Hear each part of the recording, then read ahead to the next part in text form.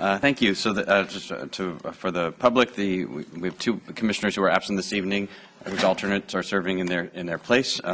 Our chairman, Mike McGowan, is unable to be with us this evening, and the Board of Supervisors has appointed Gail Clower, who's running District 1, as the alternate representative on behalf of the county for the Port Commission, and the vice chair of the commission, Commissioner Ledesma, is also out, and so Mr. Christoph is the city's alternate here, and the chair and the vice chair have asked me to preside over the brief meeting this evening while they're absent. All right, so the commission did meet in closed session immediately prior to the open session to discuss existing litigation with the ILW Locals 1834-91, and no action was taken. So that brings us to item 1, which is presentations by the public on matters not on the agenda but within the Commission's jurisdiction. Do we have any requests to speak? Seeing none, then we'll move on to the consent agenda, which is consideration of the September 4th and November 6th Port Commission meeting minutes. It's been moved and seconded. Is there any questions or discussion?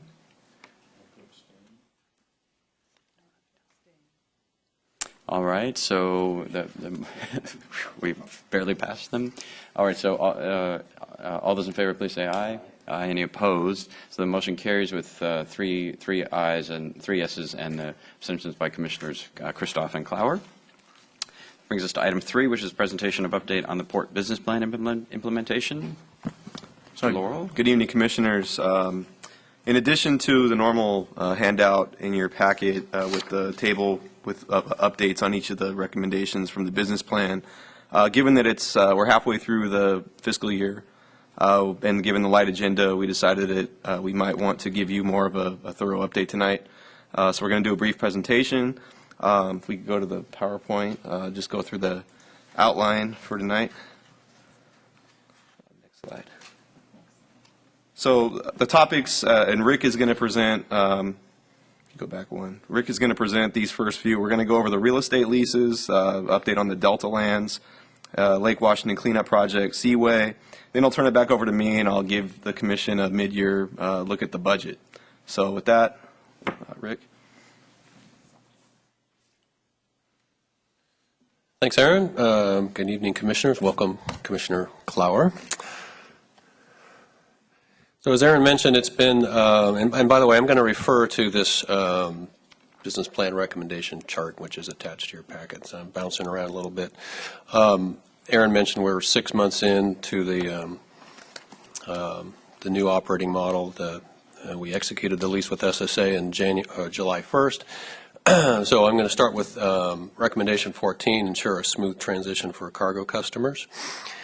And can happily say that maritime operations are now completely managed by SSA. Things are going well. Tonnage is up. They also secured a long-term dockage agreement with a large container vessel that you may have seen coming over the Palmadesi Bridge. They had an extremely busy December. This is somewhat typical during the rice season. This year was worse than usual, so they encountered some labor shortages related to that, and but SSA is working with PMA to increase the labor pool, the ILW labor pool, so that there's adequate skilled labor available during the busy rice season. The port is managing its landlord responsibilities with 2 primary contractors. We have a groundwater consultant that manages our pond system and keeps us in compliance with the Water Quality Board. And we have a landscaping contractor that takes care of the landscape frontage along Industrial Boulevard.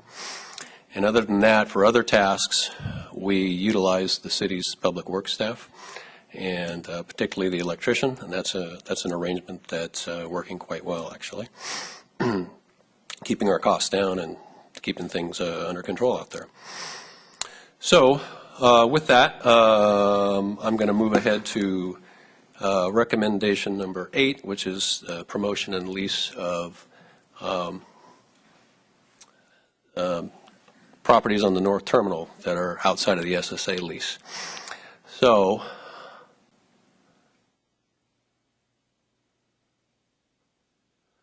there we are. The first two, Tri-C Recycling, it's a local West Sacramento company. That's a short-term 6-month agreement that we did. UPS does they get busy every year. We do a seasonal lease with them for excess equipment storage. The last two, ProPack, they're a Walmart contractor. You've probably seen their trucks parked out there. That's a more significant lease. It's a 3-year lease that the commission approved. Excuse me. The $48,000 is an annual rent, so that's times 3 over the 3-year period. And R&S International is the log yard. You may have seen the logs that are stacking up out there now. They actually started small and then are expanding as of February 1st into the area which UPS did lease.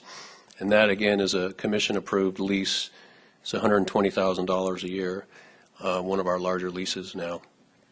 And the other thing we did at the end of the year was to construct a fence at the northwest property line that separates the port property from what we call the Sackport parcel, now owned by Sierra Northern Railroad. So here's an illustration of what I just referred to. And I just want to point out that these are all short-term leases, maximum of 3 years at this point. And it preserves what we call the 30 acres on a long-term basis, what we call Site A here.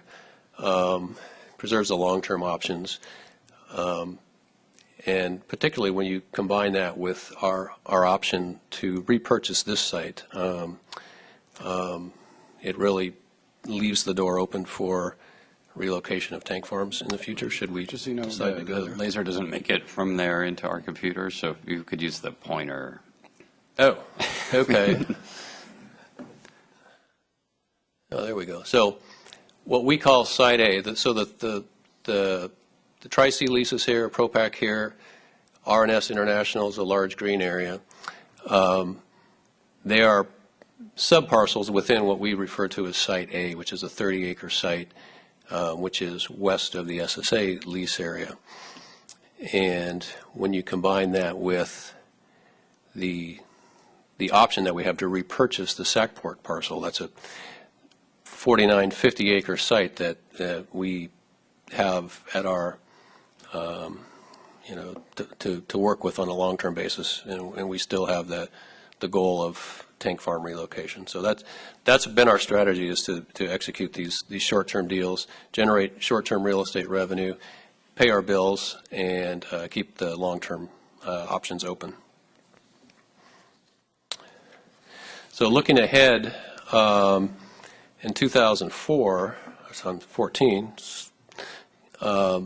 the Commission is going to be asked to consider a supplemental EIR certification and a lease amendment for the Two Rivers cement facility.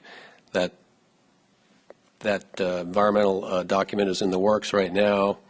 The draft, I think, is supposed to be released next month, and we expect a May timeframe for bringing that to the Commission for certification. That will also likely involve a rent increase. We're currently negotiating with the applicant right now on that. So I just want to give you a heads up on that. The other efforts for 14 will be focused on Site B. We've had a number of inquiries here, so I would expect some lease opportunities here. This is a nice paved site. And Site C we're working on. We have a stockpile of dirt here that we chipped away at last year, and we'll continue to do that in 14. So those are the real estate related comments with respect to the North Terminal, and I'll pause at that point if you have any questions about the North Terminal. Okay. There you go. That stockpile of dirt, is that something that can be sold for levy borrow? Well, it's sandy material. It's not. It would have to be combined with clay material. Never mind. Okay. But We're actually giving it to the city for the Pioneer Bluff Bridge and for the Village Parkway extension, unless someone else comes along and offers to buy it. Then we'll give that. Okay. Oh, Commissioner Johansson? A quick question. When we're looking at site C and B and the 5-acre site over above R&S, these are obviously frontage roads to industrial. Do we look at aesthetics at all? Of what's going to be visible? I know right now there's really trees along this angle, but is that a factor that we look at, or? Well, on these short-term leases, it's difficult to negotiate a lot of contribution from the tenant for screening and that. But we certainly are sensitive to aesthetics. The landscape buffer along Industrial Boulevard helps, but the West Coast Recycling project that was planned for this site there was going to be some additional screening done, but before we get into anything that has a severe impact on the look out there, we would give that some consideration. Yeah. Okay, thanks. I hope the logs are not too unsightly. Okay, so moving ahead to recommendation number 13, which is advance the development and sale of delta lands for habitat mitigation. We authorized DWR to conduct an appraisal of our 300 acres, which is the south end of Prospect Island. They own the north 900 acres, and they're in the process of designing a fish habitat project. They would love to purchase our property here and incorporate our acreage into their project. I expect a lowball offer from them. Their process has been extremely slow, so I hesitate to even put a time frame on this. But sometime, by the summer of 2014, I expect that we'll have an offer, and we'll schedule a closed session and discuss price and terms. Just as a reminder, that property was foreseen as our own mitigation acreage for the channel deepening project. So if we were to sell it, we would have to weigh that against future mitigation needs. And the other project that we have in the hopper that's not on the slide here, we're working on a royalty agreement, 3-year royalty agreement, basically to sell dredge spoils that are located on the west side of the ship channel. And a contractor would come in, harvest the material, sell it, and we get half the proceeds. City attorneys looked at that agreement.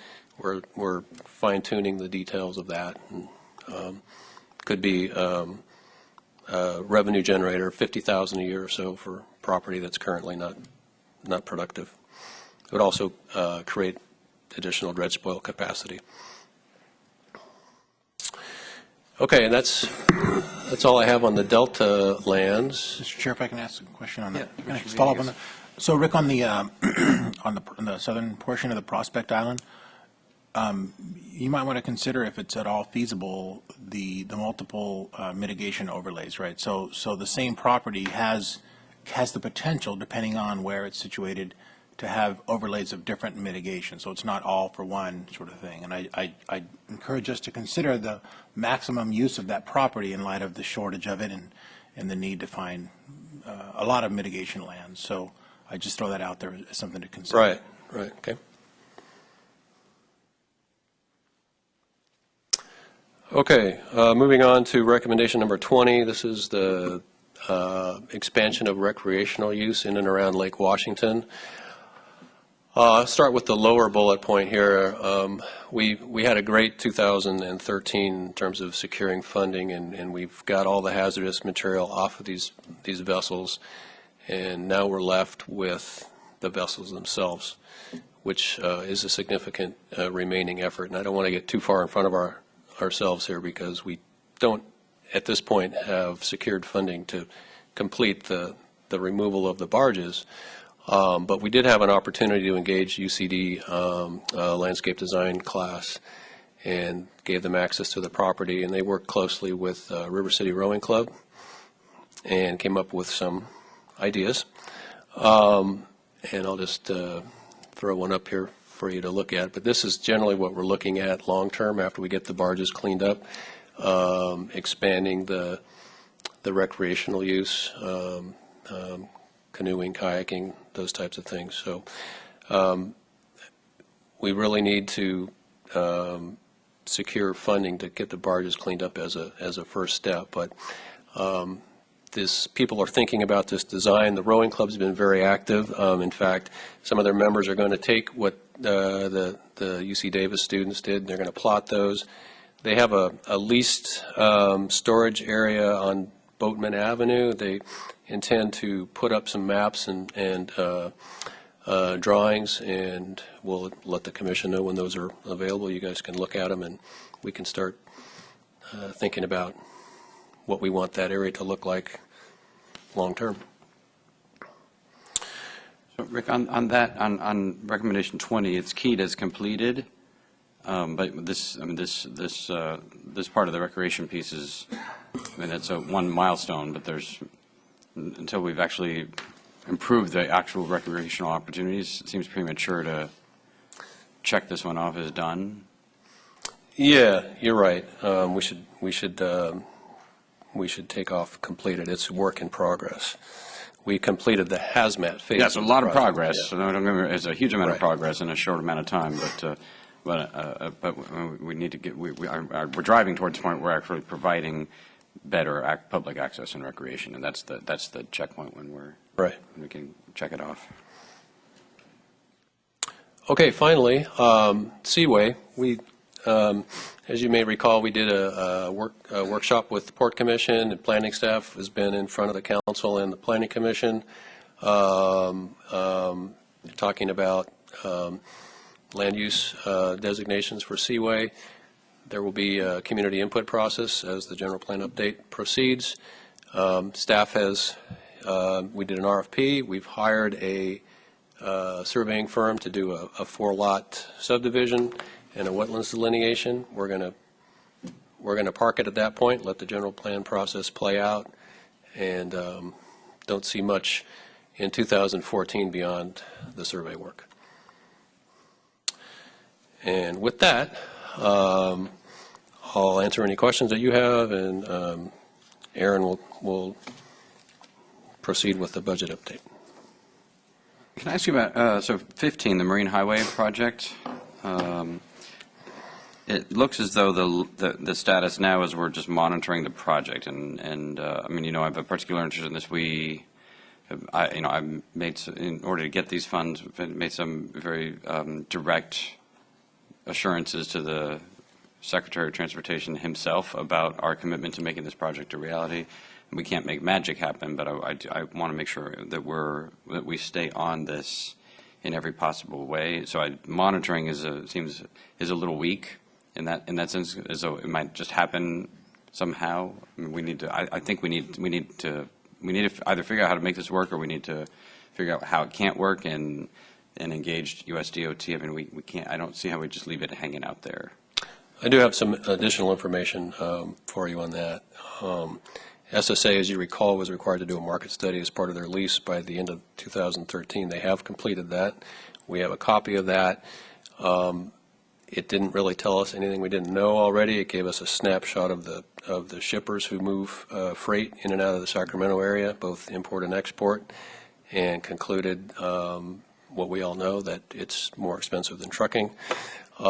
We continue. We're in close contact with Marriott. In fact, we have a meeting with their staff here next week to talk about next steps. So we're engaged. Yeah, okay, that's helpful. I would like to stay engaged and also to have a clearer picture. It's not clear to me how we got in this position, and maybe because we have to make some decisions here around based on the recommendations, the analysis that we get. But most of the explanation for why it doesn't work doesn't match up with the information and the explanation we were given when we were asked to approve it and then aggressively pursue it. And so I don't know if we've sort of looked at our management practices around how we get into this sort of a situation in the first place. Sometimes things just change. But a lot of the analysis that we've been getting about why this isn't viable, at least in the near term, they're not new, they're not changes in the market, and so they were foreseeable. And it's just, it's a problem because this was a major national competition, very high profile, and our reputation, I think, our reputation is that we only propose and to do stuff that we can really deliver on suffers as a result. When we go back, if we compete again for Tiger, we won't be successful because we'll be on the blacklist of folks that weren't able to deliver. So I think we need to understand that better. We need a clearer, more coherent explanation about what's different if something is different, and also what will need to change. Right? What are the markers? If we're monitoring, what are we monitoring? Is it we expect this circumstance might change, and this is what. So we're paying attention to that metric. The price of truck fuel or whatever.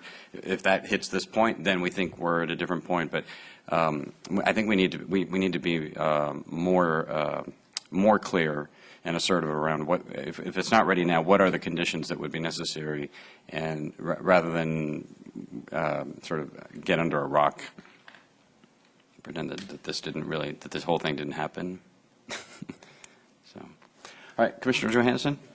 Yeah, maybe just to follow up on that, can we get some type of report of what's going on between Oakland and Stockton in terms of why it's not profitable? Maybe look at the expectations and the failed expectations and seeing if it's just the cost or the lack of volume. I imagine it's the lack of volume. That's The lack of exactly right, volume it's is- volume. Yeah, and Yeah, lack they're of volume operating at a because the loss. cost is more expensive. Of course, there's another benefit to doing this, but it's not really the business's benefit. It's more of a community benefit in terms of getting the trucks off the road. But I'd be interested to see kind of what the analysis of where things are going wrong or what they need to improve on as well. Okay. All right. Are you up next, Aaron? I am. If we can go, maybe I can just have the mouse.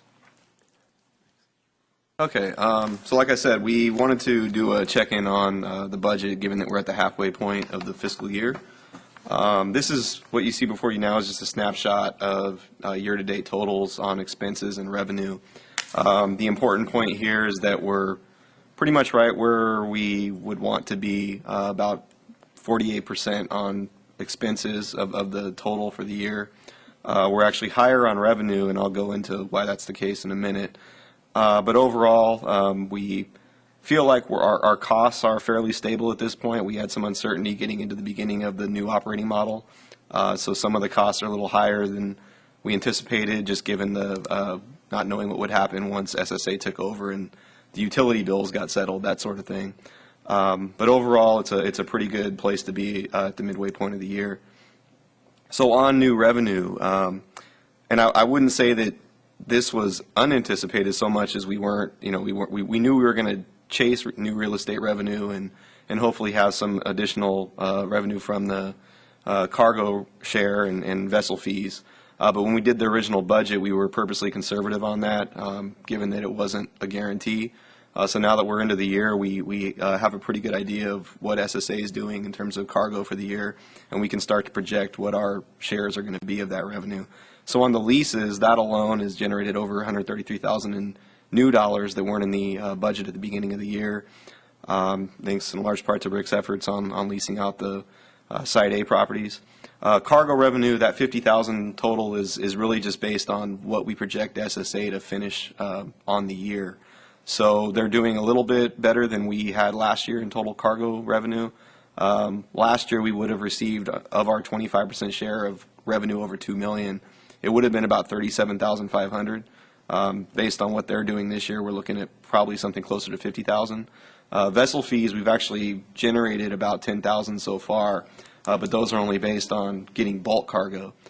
So we had a couple of bulk ships in the beginning of the year that generated most of that revenue, so we're not sure if there's going to be much more of that for the rest of the year, so that's why it's at the current figure.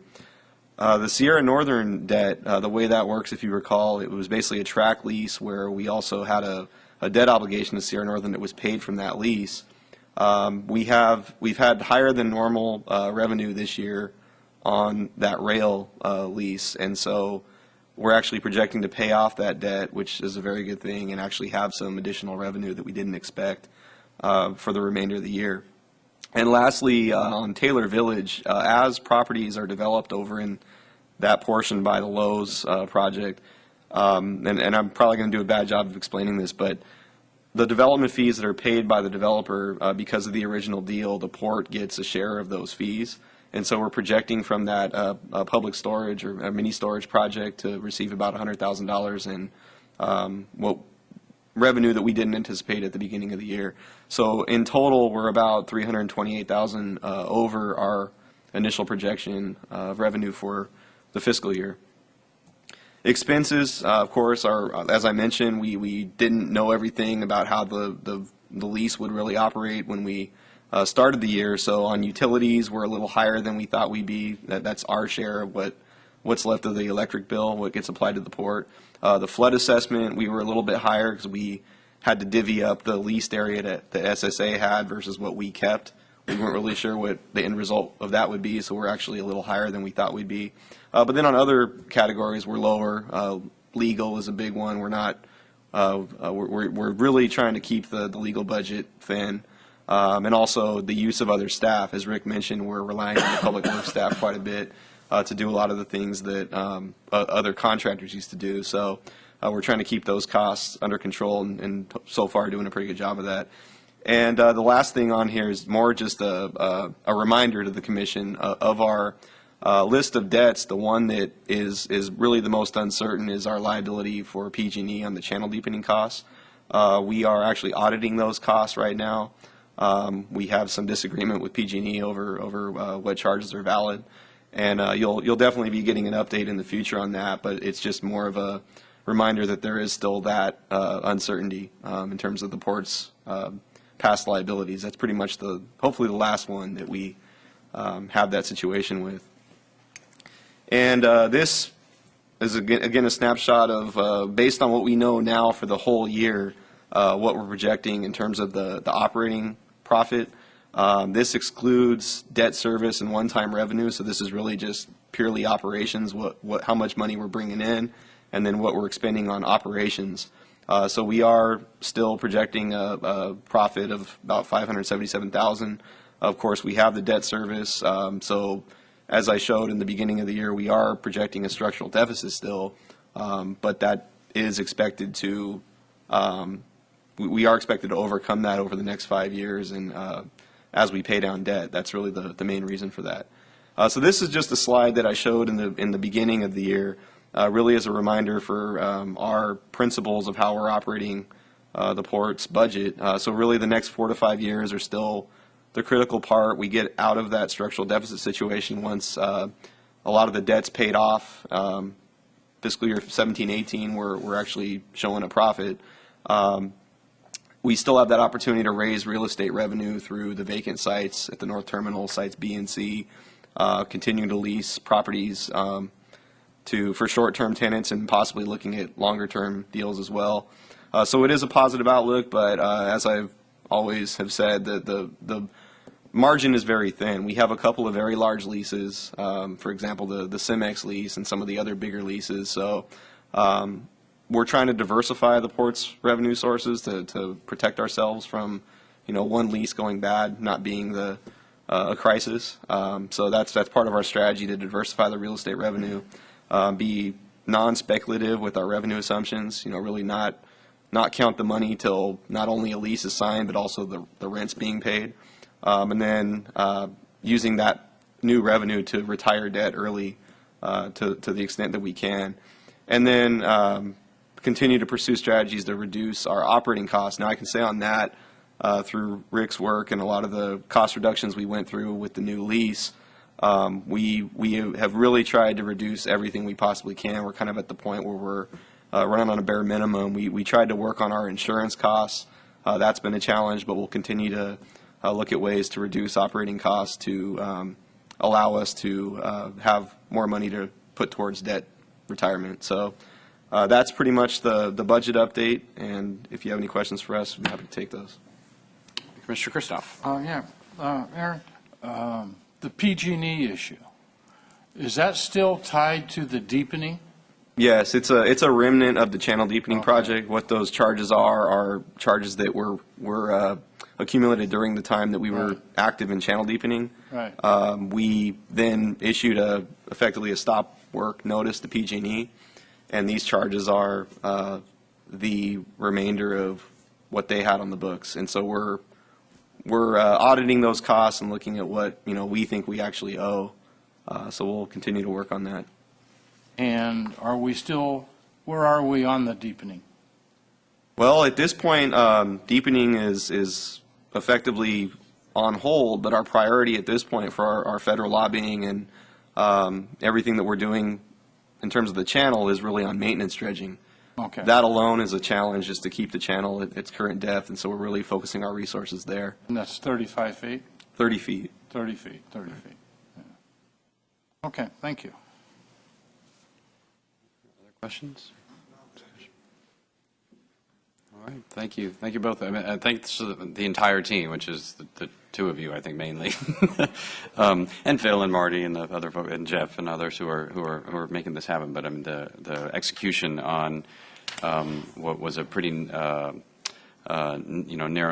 needle to thread has been remarkable and very focused in delivering results big and small that all add up to the business plan getting executed really well. So appreciate the report and all the work that's gone into and the focus that's gone into doing this with less and less resources.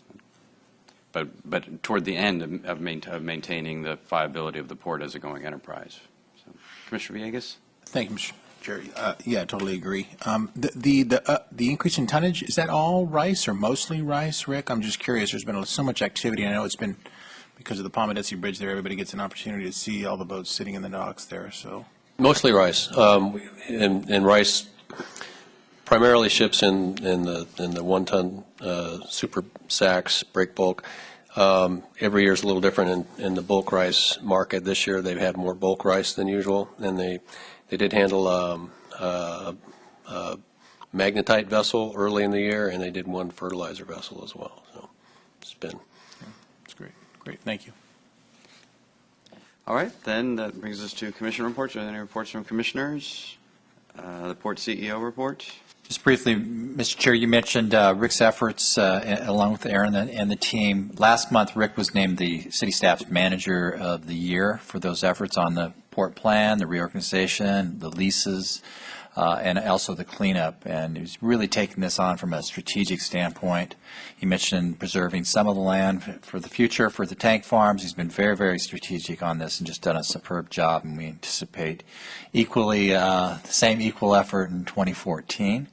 Also, as we have discussed, and Commissioner Clower knows this as well, is that on February 4th, there's a reception for the former Port Commission Chair, Mike McGowan. He still is. Yes, he is. Yeah. He is He a still commissioner has in not the resigned from that Commission. position, but there will be a reception for Mr. McGowan on the 4th. All right, thank you. Any questions for the port CEO? All right, seeing none, then is there a motion to adjourn? Second. I was going to call on Commissioner Clower. It may be her only time. All right, so moved by Commissioner Clower and seconded by Commissioner Kristoff. All those in favor, please say aye. Aye. Any opposed? Hearing none, carries unanimously. Meeting is adjourned.